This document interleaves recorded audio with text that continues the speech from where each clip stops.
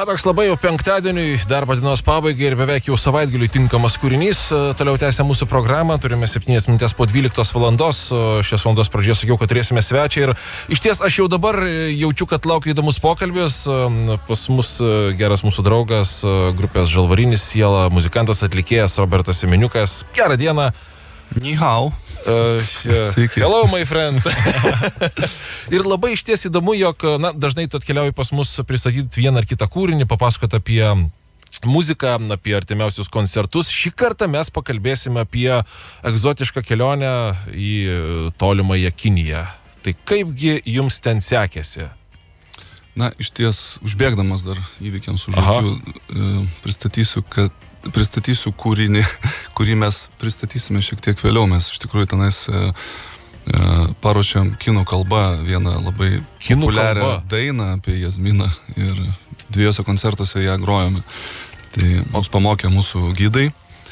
Ir kaip ir šiuo metu jau vyksta aranžuotės, jau ruošiame tą kūrinuką pristatyti, galbūt, ne lietuviam, jau Kinijos Respublikai. Reagavo puikiai, iš tikrųjų. Jiems gal truputėlį keista matyti europiečius dainuojančius jų kalbą. Jo, labai apsidžiaugė ir labai smarkiai mums pritarė ir buvo krūva ovacijų. Daina apie ką yra? Apie Jazminą? Apie Jazminą. Čia jų reikalai. Čia yra, kiniečių liaudies daina ir kuomet mes keliavome iš pietų Kinijos Guangdžongo berods miesto į Pekiną, tai mūsų laukia naktinė kelionė greituoju traukiniu 2300 km. Ir mes turėjom daug laiko iš tikrųjų išmokti visokiem dalykam, tai mūsų gidė Jane pamokė tiesiog tos dainos ir mes ten džeminom su iPadais, iPhone'ais ir kažką tai susimastėm ten tą harmoniją ir neužilgo išgirdom už sienos tiesiog dainuojant kine, pasižiūrėjom, kas ten vyksta, ten tiesiog mygdė vaiką ir dainavo tą pačią dainą. Tai buvo toks smagus sutapimas. Bet jūs padarėt kūrinį jau pagal save, pagal savo... Aš tiesiog pritaikiau aranžuotę ir ten kažką tai paskubom, realiai be repeticijų, traukinį tik tai padžeminom ir atlikom tose didžiuliuose festivaliuose. Bet mes galėsime girdėti, ji nebus išvežta ir nebegrįš. Ne, tikrai bus pasiekiama visom tautom. Ja. O šiaip pati kelionė, tai taip ir prasidėjo. Mes atkeliavome į Hongkongą, gaila tenais neteko mums pasivaikščioti ir pabūti ilgiau, mes tik tai oro uoste ten buvom ir keliavom tuomet laivu į Zhuhai, tokį irgi didmiestį tarp Hongkongo ir Makao. Tačiau didmiestis, tai čia net ir aš bijau spėti, kiek yra gyventojų. Ten virš 10 milijonų, sakė. Tai yra miestas. Jau jie sako, kad yra labai dideli didmiesčiai, tai yra Pekinas ir dar keletas miestų, kurie virš 20 milijonų gyventojų turi. Aha. Tai mums tikrai nesuvokiamas yra skaičius, nes mūsų Lietuvoje 2,8 berods milijono gyvena. Tai kai mes pasakėm tos skaičius, palyginimus su jų miestais. Ir dar pasakėm, kad tai yra šalis. Sako, čia netrūksta nulio, viskas čia okei. O pati ta kelionė, ilgas kelias, adaptacija, kaip skridot, per kur, kaip paskui, vis tiek reikėjo jėgas atgauti, adaptuotis prie visko? Jėgas atgaudinėjom dar vis. Vis dar? Gali atsigauti. Fiziškai kaip ir čia jau esi, bet viskas ir mintimis, ir visame kame tu dar tenais, ir dar matyti tie skrydžio visi reikalai, tai dar jaučiam. Pareina. Man atrodo, po savaitės jau galima bus sakyti, kad jau visiškai pilnai adaptavomės ir viskas gerai. O kiek laiko buvot ten? Mes buvom 11 dienų. 11 dienų. Ja. Aš jau sakiau, net ir pavydumas graužia, tai bet bent jau taip istorijų pasiklausysiu, tai šiek tiek apsiraminsiu. Bet jūs važiavot ne atostogauti, žinau, kad... Mums ten pasirodė, kad mes visgi atostogauti važiavome. Prisiminėm vėliau, kaip sakė, jūsų soundcheckas rytoj 11. Rimtai? Tiksliai, mesgi čia pagrot atvažiavome, nes taip įsijautėm į turistų rolę, kad buvo kažkaip tai sunku persiorientuoti, nes tu atvyksti į tą Zhuhai. Ten yra tropikai, palmės, dangoraižiai ir visiškai netikėta Kinija. Aš visiškai neįsivaizdavau, kokia jie yra. Įsivaizdavau ją šiek tiek kitokią. Galbūt skurdesnė ir be dangoraižių, be palmių, nežinau, tiesiog važiavau nesidomėjęs ir pasilikau tą tokią nuostabai. Tai tas kultūrinis šokas jis buvo realiai vos išlipus, ar ne? Jo. Hongkongą tai taip, ten vakarietiškas miestas. Bet jau kai mes į tą China Land jau pasiekėm laivu, tai, buvo wow, tiesiog kaip čia taip. Žodžiu, pasitiko mus jaunuoliai, savanoriai, labai faini žmonės, tai jie mus lydėjo ten 4 dienas tam mieste ir vis rūpinosi mūsų gerbūviu. Ir niekur nepaleido mūsų vienų. Nu, nes matyt, kad šansas nuklysti yra nemažas. Jo, kad tik tai nieko neatsitiktų šitiems vargšams, bėdžiams, nesusipratusiems mūsų šaly. Jo, kurie nesiorientuoja. Gerai, tai dabar apie tą darbinę šitos komandiruotės pusę. Turėjot koncertų, ar ne? Ir nemažai turėjot koncertų. Kur, kam? Taip, mes grojame 2 festivaliuose, iš viso sugrojame 3 koncertus. Vienas koncertas vyko Džiuhai mieste, pietų Kinijai, prie jūros. Ten buvo karšta ir tie tropikai čia tie. Jo, tie tropikai su palmėm. Tai ten buvo Beishan World Music Festival, tarptautinis world muzikos festivalis, sukvietęs įvairiausius atlikėjus, grupės iš viso pasaulio. Ten buvo ir Argentina, ir prancūzai, ir brazilai, ir mongolai, ir Olandai, ir Afrika. Va čia aš suprantu tarptautinis festivalis. Jo, čia lietuviai, toks margas iš tikrųjų. Muzika tikrai labai skirtinga, bet tuo pačiu vienijo bendras bruožas, tai yra folko motyvai, folko intonacijos, instrumentai ir panašus dalykai. O kalbant apie nežinau, arenas, apie visą tiesiog tą struktūrą, viskas ten tvarkoj, garsas, vieta, na... Iš tikrųjų, jie naudojasi aparatūrą Made in China. Na, bet lygiai tokie pačiai ir mes naudojamės. Iš tikrųjų, profesionalus aptarnavimas, geras kokybiškas garsas, aparatūra, viskas nauja ir labai modernu. Scenoje tu turi ne tik monitorius, kur tu klausai garsą, bet turi ir video monitorius, kad tu matai, kaip tave filmuoja, kaip tu atrodo iš šono. Kad galėtum... 2 didžiuliai plazminiai televizoriai guli ant žemės. Tai žodžiu, filmuoja tave 5 kamerom, garsas puikus. Na, mes, kad būtų puikus garsas, vežėme savo garso režisierių. Tai savas bičias yra savas bičias. Bet to būtų mums labai sunku, aš manau, nes žmonės vietiniai, jie nežino mūsų muzikos, tai kas tam būtų buvę, aš bijau pagalvoti. Tai mums buvo ramu, nes su savo žmogu. Na, aš net nežinau, dabar baisu ir spėti, jeigu žmonių tiek gyvena, tai keliems žmonėms jūs, keliems tūkstančiams koncertavot, kiek buvo susirinkę į tą festivalį? Pirmas koncertas, tai tie festivaliai yra mokami, tai nebuvo kažkokios tai oro uostų erdvės, ten laukai ir panašiai. Ten buvo miesto, galima sakyti, širdį, Beishano kaimas, gyvenvietė, vėliau išaugo į tą didmiestį. Tenais toks kaip parkas ir erdvė klausytojam. Tai ten talpino, nežinau, 3-4 tūkstančiai žiūrovų toje visoje teritorijoje. Kitas koncertas vyko jau šiaurėje prie Pekino, tokiam mieste Baudingas, kuris yra pats užterščiausias miestas Kinijoje. Čia negatyvo šiek tiek. Ja, na, mes ten vaikščiom su respiratoriais. Ir tai jaučiasi, ar ne? Jo, tai jaučiasi. Iš tikrųjų, kai vėjo nėra, nusėda tas visas reikalas, tas smogas toks, atrodo iš dienos metu rūkas, saulė tokia apsiblausus. Ir ten tas metalo dulkės, nežinau. Tai po tropikų ir karšto oro čia buvo nekas. Ten nuvažiavę, mus irgi pasitiko 30 laipsnių karštis. Tai tas toks smogas... Smogė dar smarkiau. Smogė karštis ir nejudantis oras ir dar skraidantis nuo medžių pūkeliai. Tokie, tai mes čia, ką darėm, tiesiog nusprendėm dainuoti su respiratoriais, nes tiesiog lenda tie pūkai tau į gerklę. Ekstremalios sąlygos. Jo, ekstremalios sąlygos. Bet kitą dieną, kai turėjom koncertą, tai tiesiog buvo šioks toks vėjelis ir nesijautė ten labai jau tokio diskomforto. Aš manau, ten gyvenant, tai tu tikrai pajaustum tą neigiamą poveikį. Ten mes buvom gal 3 ar 2 dienas, 3 gal. Tai kažkaip, jauti šiek tiek, kad biški nosis užsikimšus ir biški gerklė pasėdus, bet aš manau, kad ten pagyvenus būtų dar geriau. O trečias koncertas? Trečias buvo irgi tam pačiam mieste, po to pačio festivalio vėliava, tik tai buvo kitoj lokacijoj, mažesnė scena ir tai buvo nemokamas renginys visiems miestelio gyventojams, ten ar kaimelio, kaip ten pavadintis. Tokia scena stacionari, seno teatro scenytė su tuo pikantišku stogu, būdinga architektūra kinam. Ir tai per tą sceną perėjo visi to festivalio dalyviai.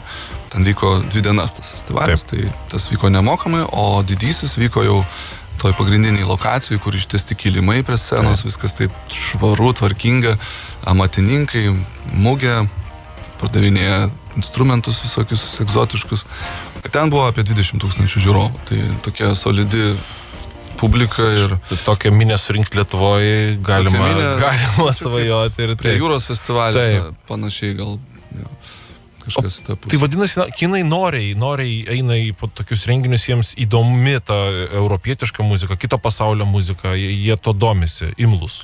Jie labai imlus, iš tikrųjų vakarai jiems yra didžiausias, nežinau, siekėmybė atrodyti taip, kaip rengtis taip, kaip jie groti taip, kaip vakariečiai. Jie viską kopijuoja.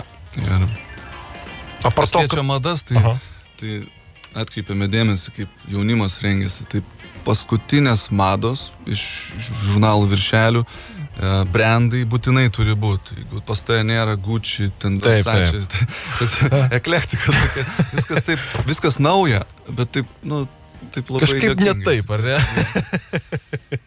Tai mes jiems buvome egzotika dėl savo išvaizdos, ūgio, akių, dydžio. Muzikos, Su mumis fotkinosi ne tik koncerto metu ar ten po jo, bet tiesiog, kai tu gatve eini, prie tavęs pribėga šeima ar ten kokia turistų grupė ir koks jūsų kaklas ilgas, ten mūsų bosistai sako, gal galima su jumis nusifotografuoti. Žodžiu, mūsų būgnininkas panašus į Justin Timberlake. Rimtai? Jis buvo labai populiarus. Štai, niekad nežinai, reikia tik šalį pakeisti. Jo. Tai, žodžiu, žinomi buvo dėl viso ko. Ir dėl muzikos, ir dėl to, kad europiečiai, ir dėl to, kad ilgas kaklas ir didelės akys. Taip. Po pirmo koncerto pietuose beje publika šiek tiek karštesnė, labiau buvo imli ir pasiduodanti tiem žaidimam ir reaguodavo į tai, ką tu užduodi kokį tai. O jie bandydavo dainuoti, tai vis tiek... Jie dainuodavo, skanduodavo, mūsų repertuare yra daug dainų, kur tiesiog yra tokių hey ho ir panašių dalykų. Visiems suprantamų. Jiems nebuvo sunku ir tu tik tai vieną kartą parodai ir jie jau visą minę tą daro, tu galvoji, kad čia reiks biškį paaiškinti. Jie buvo labai imlus. Šiaurėje šiek tiek kuklesni žmonės, labiau priminė Lietuvą, bet įsijudinus koncertų, jau antroji daly jau visi irgi atsipalaidavę ir smagiai ošia.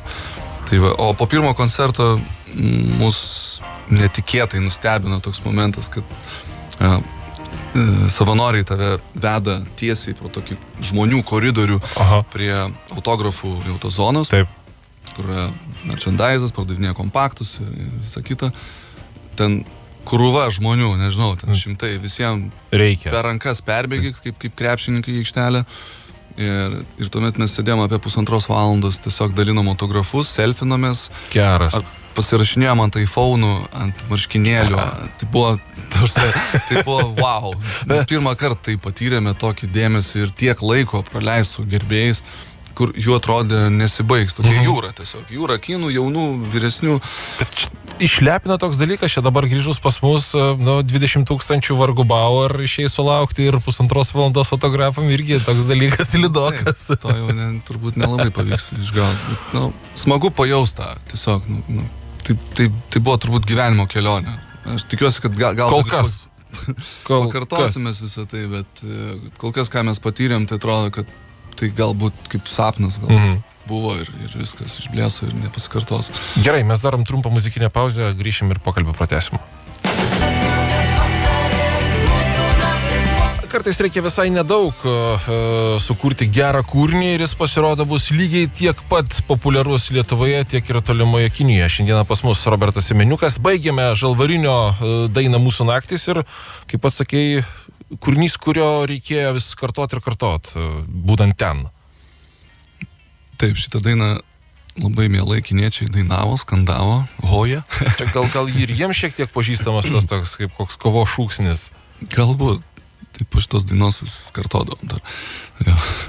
Tai ir šiaip mūsų kūryboje yra ta pentatoninė dermė dominuoja. Šiaip roko muzikoje dominuojantis dalykas, tai jiems galbūt tai kažkiek artima. Ir kai mums padovanojo išvykstant iš viešbučio DVD mūsų vakarykščio koncerto, tai tiesiog mašinai klausėm, nežiūrėjom, bet tiesiog klausėmės važiuodami ten į stotį ir taip žiūri tos vaizdus, tos hieroglifus. Tai kažkaip visai, kinietiškai skamba ta muzika. Kad ir Dijuta kalnalį. Viskas labai jam buvo lengvai suvalgoma. O pati kinietiška muzika, ką jie groja, klauso, ta jų pati, ta tokia... Aš galiu šiek tiek... Jo. Darysiu telefonę, nufilmavau jų liaudišką muziką, kurios mes klausėmės ten pusdienį ir laukdami savo pasirodymo. Tai... Aha. Tai skamba taip.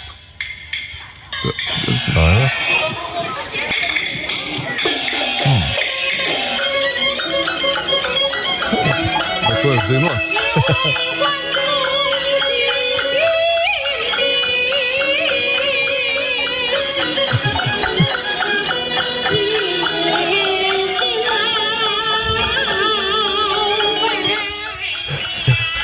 Tai buvo kinų žodis. Toks isteriškai, sakykime, isteriškas truputėlį valselis. Absoliučiai nesuvokiama, nauja. Tai čia jų yra folkas, ar ne? Aš manau, kad čia folkas, arba galbūt iš kažkokių jų operos, arijos, tiksliai negaliu pasakyti. Bet mes to klausėm tikrai ilgai, taip sunku kažkaip. Kaip pasakius, po tokios muzikos, tai tikrai, Žalvarinis čia turėtų būti jau 10 laiptelių aukščiau, su aranžuotėm ir su savo gitarom. Bet iš tikrųjų, jie turi pop muziką, lygiai tokia pačia. Ji lygiai taip pat sugrota, taip pat skamba, tik tai, kad kinetiškai sudainuota. Ir viskas pas juos okei su muzika. Ir čia tiesiog yra paveldas, matyt, kurį jie pademonstruoja. Ir šį dalyką mes klausėm tik tai vienoj vietoj. Tam kaimelį festivalio padovanotą koncertą vietiniam gyventojam. Kalbant tada apie tie sakei, kad vis dar, ar ne, tu čia, bet dalis tavęs Kinijoje, ta vieta, kur buvot, ką matėt, kaip ir sakei, ar ne, kad kelionė darbinė, bet ir turistinė ir polisinė to pačiu. Taip, mes turėjom tikrai nemažai laisvadienių. Ir aplankę pietuose įsikūrusi miestą Džiuhai, keliavome į Pekiną, kur mūsų laukia tiesiog 2 nuostabios dienos pasivaikščiojimam, stebėjimui miesto ir ragavimui maisto. Ką valgėt? Kas ten skanu? Iš tikrųjų, prisiragavom visko. Gal ne visko, nežinau, bet labai visko daug ir viskas buvo labai skanu ir labai neaišku, ką tu valgai iš tikrųjų. Skanu, bet ne. Supranti, kad ten grybas, bet koks čia grybas, tikrai neaišku. Paklausi, koks grybas, tu pasako pavadinimą ir sako, šitas labai gerai virškinimai. Tai pavalgai jų daugiau, kad pavirškintų geriau. Šiaip tai stengiamės kuo daugiau jūros gerybių ir blogybių valgyti. To ten yra. Nes ten to tikrai didžiulis pasirinkimas, midijos, ten krevetės, kas tik nori, geldelės, kriauklelės, austrės, vietiniai jų populiarūs patiekalai, tai iš koldūnai su įvairiais įdarais, iš makaronų visokie reikalai. Tiesiog apščiai pasirinkimas didžiulis. Šito vietoj gurmanams irgi. Mes nesikartodom. Kai valgydavom, mes tikrai to pačio nevalgydavom. Viskas būdavo vėl kažkas naujo ir vieną fainą turėjom vakarą, tiksliau naktį po koncerto, susipažinom su olandų muzikantu, kuris groja tablą ir groja indišką muziką. Jisai mums pasiūlė nukeliauti į kažkokį vietinį rajonėlį, kur kepa barbecue. Tokį street foodą jau visiškai. Street foodas visiškai ir apie 2 nakties turbūt mes sėdom į taksi ir nurūkom į tą rajoną. Ir ten toks kaip didžiulis turgus, daug prekystalių. Viskas šviežia, ką tik iš jūros ištraukta, juda. Ten, žodžiu, kai kas atrodo taip popiauriai. Iš tikrųjų, kokie, nežinau, 100 stalų turbūt laukia tokia aikštelė. Pilna vietinių kinų, kvapai įvairiausi. 2 nakties dar nepaaiškiau. Taip, 2 nakties, tai buvo iš penktadienio į šeštadienį. Tai, matyti, jie mėgsta irgi leisti užvakarot, taip. Triukšmingai ir skaniai. Tai tiesiog mes ten duoda pintinėlę tokią, parodai, ką tu norėtum įsidėti, prikrauna. Parodo, už 5 minučių atneša paruoštą tai fantastika. Mes prisiragavom judančių kažkokių reikalų, kažkokių kirmėlių, nežinau. Bet viskas gerai, na. Viskas gerai. Viskas lengvai viršinimo, kaip sakei. Iš tikrųjų, niekam nebuvo jokių problemų su skrandžiu. Visi gyvi sveiki ir nereikėjo kreiptis į daktarus ar vartoti kokį. O ką jie geria? Kas yra tokio, kaip pastebėjome, kad alus populiarus. Jie turi savo. Jie turi alų. Minėjo, kad populiarėja vynas. Taip. Jie, ko neparagavom, tai ryžių vyno, nes yra toksai kažkoks dalykas. Bet paragavom ryžių degtinės. Ten Baundžio, berods vadinasi. Nu, kaip mūsiškis tas, kur miške verda. Taip, tik su ryžiais. Tik ryžiai, ja. Tai va, alus jų kaip ir mūsų, nieko ten nesiskiria, tik tai labai silpnas. Nu va, išsiaiškinam daugiau mažiau. O apie tą kultūrinę programą? Kultūrinę programą. Mes Pekinę pamatėm uždraustą į miestą. Tai įspūdingas statinys, nežinau, kiek ten kvadratinių metrų, gal daug hektarų, žodžiu, užimantis plotas, aptvertas tokiu kanalu, žodžiu, apsauginės sienos, vanduo, kad tik tai nieks ten neužeitų ir neišneštų vargšų imperatorius. Žodžiu, įspūdingi statiniai, architektūra, tikrai labai kruopščiai, detalės išpaišytos. Na, įspūdingas reikalas, tikrai verta aplankyti būnant tenais. Taip pat aplankėm daug šventyklų, smilkėm smilkalus ir žodžiu, budistinis kraštas, budistinės dievybės, daug visko ir tiesiog užeini į vieną pastatą, ten kažkokia dievybė, tada iš abiejų pusių yra duris, išeini iš to pastato, vėl kiemas, vėl toks pats pastatas ir taip begalė tokia, eini, kartojasi, labai jie panašus, bet įspūdinga iš tikrųjų. Tai dabar, koncertai pavyko, pasivaikščiot, pailsėjo, dabar planai ten grįžti, aišku, irgi yra, čia būtų kvaila, kitaip negalvot. Na, mes palikom gerą įspūdį, jiems tikrai gerai atstovavom savo šalį. Organizatoriai pažadėjo, kad mes sustiksim ir dar. Nu, aš taip įsivaizduoju, kad jie turėtų žodžio laikytis. Nes šitaip žmonės ten yra iš tikrųjų nuoširdus, labai geranoriški, labai rūpestingi, visi šypsosi. Galbūt mums buvo sudarytas toks įspūdis kaip festivalio dalyviams, gal jeigu tu važiuotum kaip turistas, be jokių palydovų, be savanorių, be gidų, gal kažkokią kitokią Kiniją pamatytum. Bet ir kiti lietuviai, kurie ten buvo, jie panašiai pasakoja, tai vargu bau jie visi taip vienodai visiems meluotų. Bet tai, ką mes patyrėme, kaip mumis rūpinosi ir kaip viskas buvo išpildyta, tiesiog viršijo lūkesčius. Iš tikrųjų mes negalvom, kad tai bus taip stipriai gerai.